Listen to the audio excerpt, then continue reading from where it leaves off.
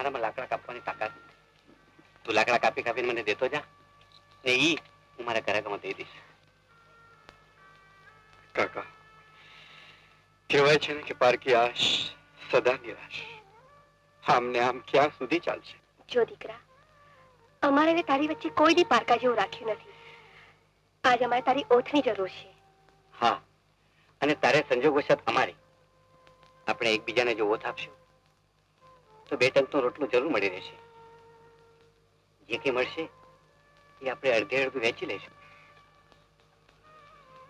સારું કાકા. લે હાલો. હવે કરી બાપુ, ઓલા મંગળિયા તો લાકડાના ભાડા વેચવા હારું કોક બીજાને દઈ દીધા, અને એને તો ઘર બેઠા ધંધો થઈ ગયો. અને મારા હારા 5 દાડા ભૂખેરિયામાં દમદાટી મારી અને આખા ગામમાં મૂર્ખ આપણે બન્યા.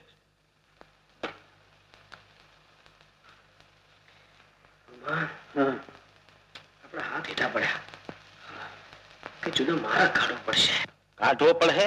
અરે વિચારીને જ બેઠો છું. આ ગમાણહી જ્યાં સુધી તમારા ભેગો છે ત્યાં સુધી તમારા ભેજાની તંદુરસ્તીને જરાય ભય નથી. એટલે બાપુ, મારે કાને વાત આવી છે કે રાજની આવક વધારવા આ રાજના જંગલનો ઇજારો 1 વર્ષના પટ્ટે કોઈને આપવાનો છે. આપણે શું કરી શકીએ? તમે મારી વાત તો સાંભળો પૂરી. તમે દિવાનજીને વાત કરો કે ઇજારો તમને આપે. ગુમાન, મારા બાપુ ન્યાયના ભક્ત. એવી વાત કરું ને તો મને પરબારો ઘરમાંથી બહાર જ કાઢી મૂકે. અરે જરા ધાણો તો દાબી જુઓ. તું એક વાત ભૂલી જાય છે અજય, કે હું જેમ તારો પિતા છો તેમાં રાજ્યનો દિવાન પણ છો. આ ઇજારો હું તને આપું તો પક્ષપાતનો ગુનો કર્યો ગણાય. મહારાજ અને પ્રજા બેયને એ માટે મારે જવાબ દેવો ભારે પડે. અને તે ઉપરાંત આટલા વર્ષોની મારી પ્રામાણિક સેવા ઉપર પાણી પડે. એટલે આ ઇજારો હું તને નહીં આપી શકું.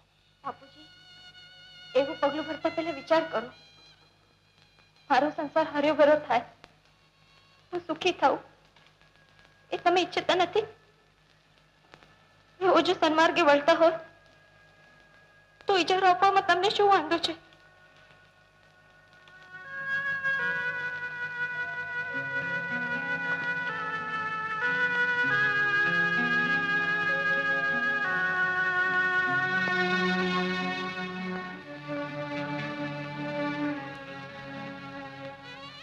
બેટા, તમારી અરજ માન્ય રાખીને 1 વર્ષને પટે આ જંગલનો ઇજારો હું અજયને લખી આપીશ. અજય, આ ઇજારા માટે નાણાં તો ક્યાંથી લાવ્યો છે તે હું જાણું છું. બહુને એ નાણાં પાછા આપી દેજો.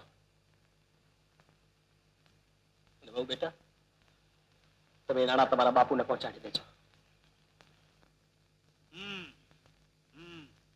ઉભો રહે. વેરસિંહ, માનસિંહ, આને કોણે અંદર આવવા દીધા? એ હજુ તમને ખબર નથી. એને બહાર કાઢો.